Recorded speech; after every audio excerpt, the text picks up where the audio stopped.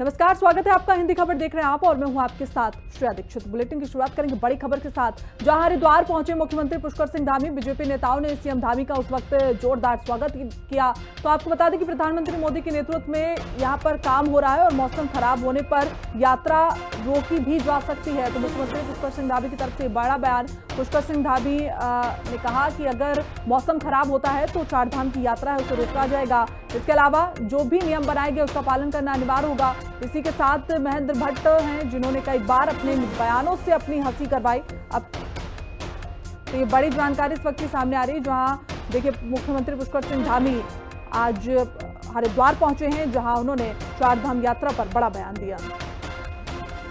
चारधाम यात्रा पहले चरण में यात्रा हमारी होती है जून के माह तक। उसमें लगभग 37 लाख से ज्यादा तीर्थयात्री श्रद्धालु अभी तक चारों धामों के दर्शन कर चुके हैं और मौसम को देखकर यात्रा को बीच बीच में रोका भी गया है और भविष्य में मौसम की जो भविष्यवाणी होगी उसके अनुरूप हम यात्रा के लिए आगे बढ़ाएंगे। उनसे उसी प्रकार से कहेंगे कि भाई यात्रा जब सुरक्षित होगी तो यात्रा आगे चलेगी और अभी मौसम ठीक है तो यात्रा सुचारू रूप से चल रही है।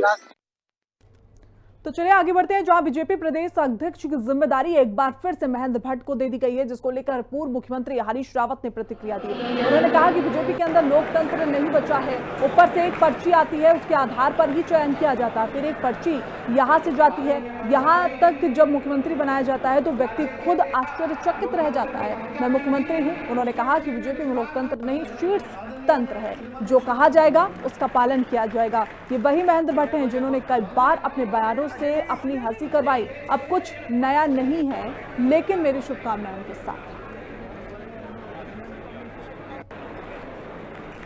भाजपा के अंदर लोकतंत्र है ही नहीं। नागपुर से एक पर्ची आती है, उस पर्ची के आधार पर जो है सारा चयन होता है। सिर से एक पर्ची जाती है, जिससे पर्ची खुलवाई जाती है वही आश्चर्यचकित रह जाती है और वो व्यक्ति जिसको मुख्यमंत्री बनाया जाता है वो स्वयं आश्चर्यचकित होता है कि मैं मुख्यमंत्री, जब उसका नाम अनाउंस होता है। तो भाजपा में लोकतंत्र नहीं है, इसमें शीर्ष तंत्र है। जो उन्होंने कहा उसी का पालन होता है। तो चारधाम यात्रा चल रही है। अब तक 37 लाख से ज्यादा श्रद्धालुओं ने चारधाम के दर्शन किए और इसी यात्रा को बीच मानसून भी चलाया गया, जिसके लिए अधिकारियों यात्रा के रास्तों पर तीर्थयात्रियों की सुरक्षा और सुविधा का ध्यान रखने के आदेश भी दिए गए। तो आपको बता दें कि साथ ही तीर्थयात्रियों से भी आग्रह किया गया कि वे सावधानी बरतें, खराब मौसम में यात्रा के लिए ना निकलें।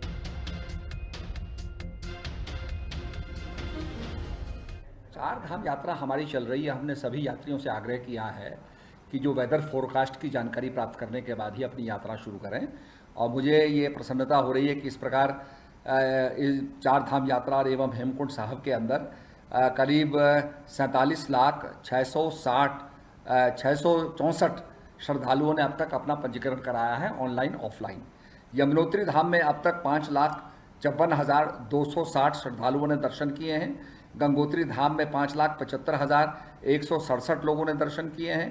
केदारनाथ धाम में 13,20,495 लोगों ने दर्शन किए हैं। उत्तराखंड में कांग्रेस ने अल्मोड़ा जिले के 21 लोगों को जिला पंचायत चुनाव के लिए अपना समर्थन दिया है। तो वहीं पार्टी के नेता सूर्यकांत धस्माना ने बताया कि धीरेन्द्र प्रताप ने जिले के बड़े नेताओं से बात करके जिन लोगों के नाम भेजे थे उन्हें पार्टी ने चुना है।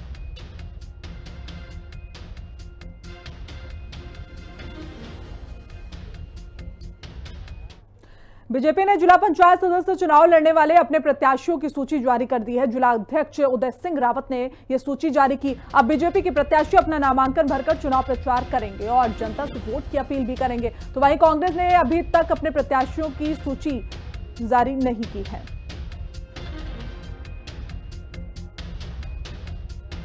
रुद्रप्रयाग से इस वक्त की बड़ी खबर, जहां केदारनाथ धाम से लौट रहे श्रद्धालुओं का सफल रेस्क्यू किया गया। आपको बता दें कि सोनप्रयाग स्लाइड जोन में फंसे थे यात्री। एसडीआरएफ ने दूसरा रास्ता बनाकर उनका रेस्क्यू किया। आपको बता दें कि 40 श्रद्धालुओं को इस रास्ते से बाहर निकाला गया। तो बड़ी जानकारी इस वक्त की आप तक पहुंचा रहे हैं, जहां सोनप्रयाग स्लाइड जोन में फंसे 40 यात्रियों का सफल रेस्क्यू किया गया। तो आपको बता दें कि एसडीआरएफ ने दूसरा रास्ता बनाया और 40 श्रद्धालुओं को बाहर निकाला। चलिए आगे बढ़ते हैं, जहां श्रीनगर और जोशीमठ में हाल ही में हुए 2 अलग अलग विवादों के बाद पुलिस ने धारदार हथियारों पर शिकंजा कसने का फैसला किया। खासतौर पर सिख समुदाय की परंपराओं से जुड़े तलवार, भाले और कपान जैसे हथियारों को लेकर दिशा निर्देश जारी कर दिए गए। अब इन हथियारों को बिना धार के ही राज्य की सीमाओं में लाया जा सकेगा। और वहीं आईजी गढ़वाल का कहना है कि हर साल हजारों की संख्या में श्रद्धालु हेमकुंड साहिब पहुंचते हैं। यात्रा के लिए उनके लिए शास्त्र न केवल परंपरा बल्कि आस्था और पहचान का प्रतीक माना जाता है। लेकिन बढ़ती श्रद्धालु संख्या के साथ सुरक्षा जोखिम में बढ़ रहे हैं, इसलिए पुलिस ने साफ किया है कि केवल प्रत्यात्मक और बिना धार वाले हथियार ही यात्रा में ले जा सकते हैं। रेंज के सभी जिलों के पुलिस कप्तानों को सीमाओं पर कड़ी निगरानी रखने के निर्देश भी दिए गए हैं।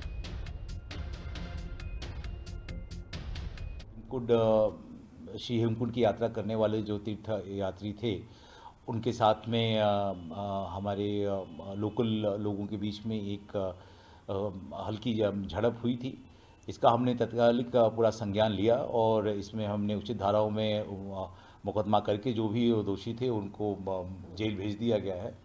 साथ साथ ऐसा देखने में आया है कि बहुत सारे श्रद्धालु जो हैं अपने उनको जो धार्मिक मान्यताओं के अनुसार में अपने साथ में ये कृपान और जो प्रतीकात्मक जो शस्त्र हैं उसको लेके आते हैं। हमने अपने सारे जनपद प्रभारियों को जो रास्ते में पड़ते हैं और समस्त थाना क्षेत्र को ये निर्देश दिया है कि जो धार्मिक प्रतीक उत्तराखंड की पारंपरिक और विश्व की सबसे बड़ी यात्रा नंदा देवी राजजात यात्रा 2026 में शुरू होने जा रही है। ये एक बड़ी तीर्थ यात्रा है जो हर 12 साल में देवी नंदा के सम्मान में होती है, जो गढ़वाल हिमालय के लोगों के लिए महत्वपूर्ण मानी गई। फिलहाल 12 साल में एक बार होने वाली ये यात्रा उत्तराखंड चमोली स्थित नौटी गांव से शुरू हुई है और हेमकुंड में पवित्र नंदा देवी मंदिर में समाप्त होती है। ये यात्रा 3 सप्ताह तक चलती है और खूबसूरत चमोली से होकर गुजरती है। यात्रा के दौरान जुलूस विभिन्न तीर्थ स्थलों और पवित्र स्थानों पर रुकता है, जिससे ये भक्तों के लिए एक सार्थक आध्यात्मिक अनुभव बन जाता है। वहीं नंदा देवी राजजात यात्रा सिर्फ तीर्थ यात्रा नहीं है, बल्कि ये उत्सव और आनंद का भी समय है। रास्ते में गांव उत्सव, संगीत और नृत्य से जीवंत हो उठते हैं। भक्त और आगंतुक दोनों ही जीवंत वातावरण का आनंद लेते हैं और ऐसी यादें बनाते हैं जो जीवन भर लोगों को याद रहती हैं। अब ये यात्रा अगस्त 2026 से शुरू होगी, लेकिन यात्रा की तैयारियों में 1 साल पहले ही जुट चुके शासन और प्रशासन की तैयारियों से ये साफ नजर आ रहा है कि इस यात्रा के लिए किसी भी प्रकार की कोताही नहीं बरती जाएगी। नंदा राजजात यात्रा में जो मुख्य हमारे 3 मार्ग हैं, वो एक आदिरी बद्री नौटी है, एक हमारा नंदप्रयाग नंदा नगर घाट सुतौल कनौल है और तीसरी जो मार्ग है, जो इम्पोर्टेंट मार्ग है, बड़ा मार्ग है, वो है ग्वालदम नंदकेसरी। इन तीनों स्टेट हाईवेज पर जो हमारे ब्रिजेस पड़ते हैं, उसमें से एक ग्वालदम नंदकेसरी पर पड़ता है, 14 हमारे थराली दिवाली मुंदोल वाण पर हैं और 10 हमारे ब्रिज जो है नंदप्रयाग नंदा नगर घाट सुतौल कनौल पर है। नंदप्रयाग नंदा नगर घाट सुतौल कनौल में जो 10 ब्रिजेस, उसमें 8 ब्रिजेस जो हैं वो हमारे वर्ल्ड बैंक के अंतर्गत स्वीकृत हैं, जिसमें निर्माण कार्य भी चल रहा है। उत्तराखंड सरकार की कार्रवाई के तहत काशीपुर में सरकारी जमीन पर बनी 5 अवैध मज़ारों को हटाया गया। ये मज़ारें कुंडेश्वरी, आमबाग और आसपास के इलाकों में थी। आपको बता दें कि प्रशासन और पुलिस की मौजूदगी में ये कार्रवाई शांतिपूर्वक पूरी हुई। सरकार का कहना है कि ये अभियान अवैध अतिक्रमण हटाने के लिए चलाया जा रहा है और आगे भी ये अभियान जारी रहेगा।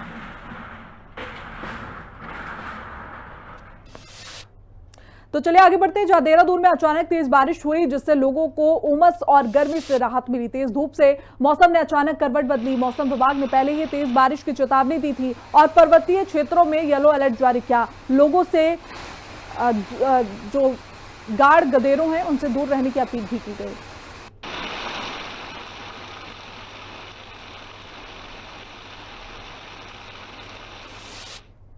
तो वही उत्तराखंड में मानसून शुरू होती ही लैंडस्लाइड की घटनाएं बढ़ गई हैं। अब तक 128 सड़कें बंद करी गई, जिन्हें पीडब्ल्यू विभाग खोलने में लगा हुआ है। विभाग ने 1104 ऐसे क्षेत्र चिन्हित किए हैं जहां लैंडस्लाइड होता है और वहां मशीनें लगाई गई हैं। पीडब्ल्यूडी अधिकारी विजय कुमार ने कहा कि विभाग पूरी तरीके से तैयार है इस चुनौती के लिए और लोगों से सावधानी बरतने की भी अपील लगातार प्रशासन कर रहा है।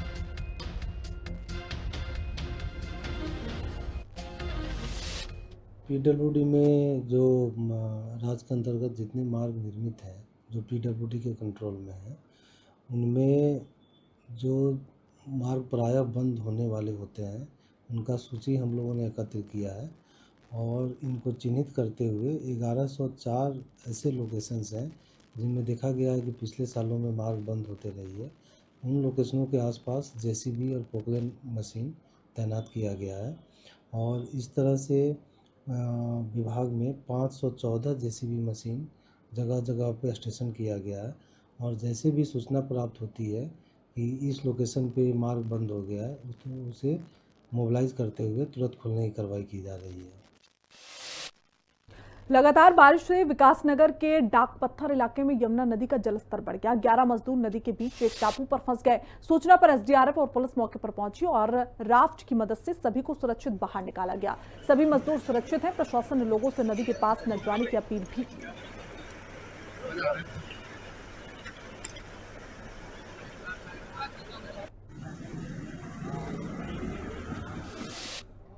तो वहीं कॉर्बेट टाइगर रिजर्व में हॉक डियर की संख्या बढ़कर 189 पहुंच चुकी है, जो पिछले सर्वे से 10 से ज्यादा है। ये सर्वे मई में WWF और कॉर्बेट फाउंडेशन की मदद से किया गया था। सबसे ज्यादा हॉक डियर ढिकाला रेंज में मिले हैं। हालांकि घास भूमि कम हो रही है, इसलिए प्रशासन अब इनके लिए नए और सुरक्षित रहने के स्थान बनाने की तैयारी में भी जुटा हुआ है।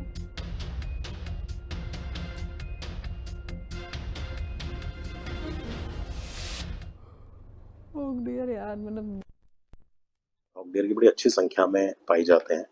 हमारे पूरे प्रदेश में कई जगह और भी हैं जहां पर हॉक डियर पाए जाते हैं। तो एक प्रदेश स्तर पर chief wild life warden sir के लेवल से पूरे प्रदेश में हॉक डियर की काउंटिंग का निर्देश हमको प्राप्त हुए थे। उसके अंतर्गत हमने कॉर्बेट टाइगर रिजर्व में भी हॉक डियर की काउंटिंग की है। ये डायरेक्ट काउंटिंग मेथड से होता है, जहाँ हमारी टीम जो है वो पूरे क्षेत्र में जहाँ पर हॉक डियर पाए जाते हैं उसका सर्वे करती है और उनका नंबर जो होता है उसको नोट करती है। 3 दिन तक ये काउंटिंग चलती है। इस बार जो काउंटिंग हुई है उसमें हमको 189 हॉक डियर हमको प्रत्यक्ष जो थे वो दिखे हैं। जो पिछली बार काउंटिंग हुई थी वो 2021 में हुई थी, उसमें 179 हॉक डियर हमने गिने थे। पौड़ी जिला पंचायत में सफाई के टेंडर में बड़ा घोटाला सामने आया। जनवरी 2023 में एक सफाई कर्मचारी की पत्नी के खाते में 75 लाख रुपए जमा कर दिए गए। अधिकारी ने उसकी नौकरी दिलाने के बहाने बैंक खाते की जानकारी ली और टेंडर उसके नाम कर दिया।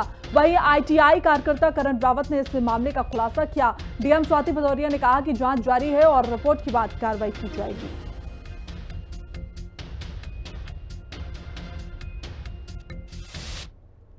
मैंने एक RTI लगाई थी जिला पंचायत पे, ये ऑडिट रिपोर्ट के संबंध में। तो उस ऑडिट रिपोर्ट से पता चला कि 75 लाख का भुगतान हुआ है और वो भुगतान इस तरीके से हुआ है कि एक सफाई कर्मचारी है उपनल से जिला पंचायत में, उनकी धर्मपत्नी है नीलम, उनके नाम पे इन्होंने मस्ट्रॉल करे हैं और मस्ट्रॉल में मतलब 3 आवेदक मांगे जाते हैं।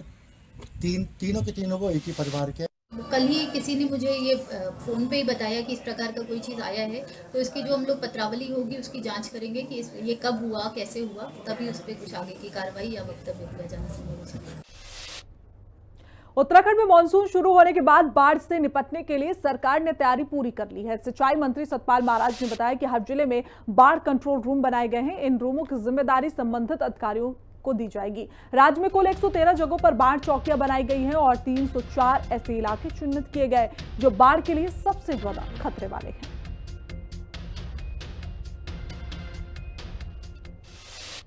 की सफाई सुनिश्चित की है ताकि जहां पर पानी इकट्ठा हो जाता है और जल की अत्याधिकता हो जाती है उसकी निकासी हो और लोगों को मार्ग जो है वो ठीक ठाक मिले। इसके साथ साथ सिंचाई विभाग में जो हमारे जलाशय हैं उनकी भी हम निगरानी कर रहे हैं और उसके लिए हमने व्यवस्था की है, बैठक भी की है।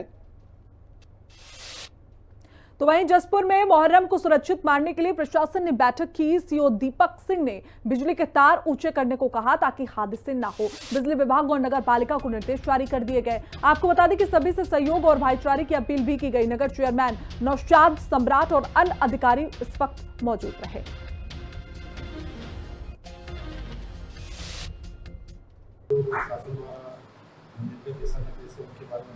साथ ही साथ जो लोग हैं उनकी समस्या के बारे में भी जानेंगे। ये मीटिंग काफ़ी लाभप्रद रही। समस्या है संबंधित विभाग से संबंधित विभाग को बता दिया गया और सभी इस निष्कर्ष में पहुँचे हैं कि शासन द्वारा दिशा निर्देशों के अनुरूप त्योहार को मनाया जाएगा और किसी भी बात विवाद की स्थिति से बचेगा। पुलिस ने रानीखेत तरहा के पास से एक युवक को पकड़ा जिसके पास से 10.78 ग्राम अवैध स्मैक बरामद किया गया। पुलिस ने उसे फिलहाल गिरफ्तार कर लिया और उसकी बाइक भी पुलिस ने जब्त कर ली जिसकी कीमत लगभग 3 लाख रुपए बताई जा रही है। आपको बता दें कि आरोपी के खिलाफ नशा रोकथाम कानून के तहत मामला दर्ज कर जांच शुरू की गई।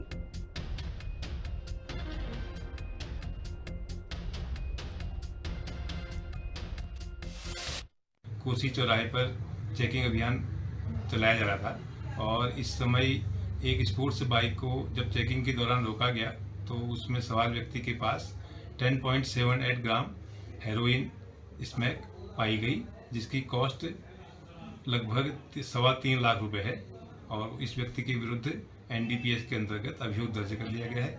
नशे के विरुद्ध अल्मोड़ा पुलिस का यह अभियान लगातार जारी रहेगा। देहरादून नगर निगम ने शहर में निर्माण और तोड़फोड़ से निकलने वाले कचरे को साफ करने के लिए एक प्रोसेसिंग प्लांट बनाने का प्लान बनाया, लेकिन अभी तक इस प्लांट के लिए सही जगह नहीं मिल पाई है, इसलिए काम अभी रुका हुआ है। मेयर सौरभ थपलियाल ने बताया कि इन प्लांट को लगाने के लिए बड़ी और अच्छी जगह चाहिए। अधिकारी अभी अलग अलग जगहों पर जमीन तलाश रहे हैं। जैसे ही जमीन मिल जाएगी प्लांट लगाना भी शुरू किया जाएगा।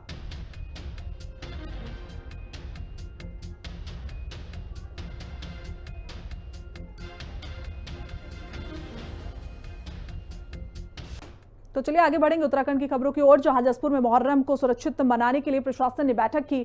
तो वहीं सीओ दीपक सिंह ने बिजली के तार ऊंचे करने के लिए भी कहा ताकि कोई हादसा ना हो पाए। बिजली विभाग और नगर पालिका को निर्देश दिए गए। सभी से सहयोग और भाईचारे की अपील भी की गई। वहीं नगर चेयरमैन नौशाद सम्राट और अन्य अधिकारी मौजूद थे।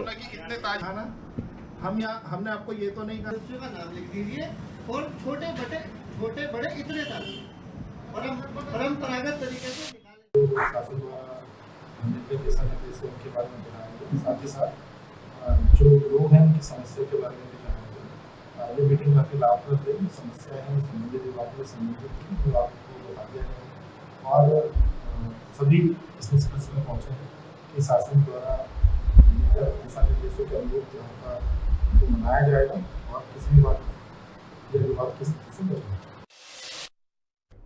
और इसी के साथ बुलेटिन में बस इतना ही। देश दुनिया की तमाम जानकारी के लिए देखते रहिए हिंदी खबर। नमस्कार।